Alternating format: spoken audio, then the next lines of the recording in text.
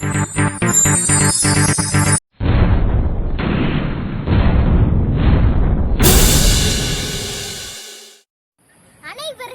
வணக்கம். நான் கல்வியின் சிறப்புகளை பற்றி பேச வந்துள்ளேன்.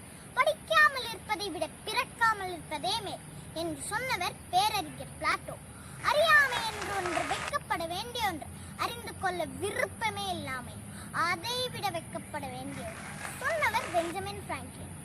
உலகையே மாற்றக்கூடிய ஆயுதம் உண்டு என்றால் அதன் பெயர் தான் கல்வி சொன்னவர் நெல்சன் மண்டேலா.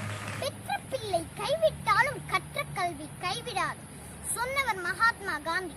முதுமை வந்த போதும் கை கொடுக்கும் செல்வமாக நம்மோடு ஈர்ப்பதும் கல்வி சொன்னவர் அரிஸ்டாட்டில். கல்வி கற்பதற்காக ஒருவன் வீட்டிலிருந்து சென்றால் அவன் இறைவனின் பாதையில் செல்கிறான் சொன்னவர் நபிகள். இன்று புத்தகங்களை நோக்கி தலை குனிபவர்கள் நாளை பார் போற்றும் அளவிற்கு தலை நிமிர்பவர்களாக வருவீர்கள் என்பதில் சிறிதும் ஐயமில்லை. எனவே படியுங்கள் படியுங்கள் படியுங்கள். நன்றி.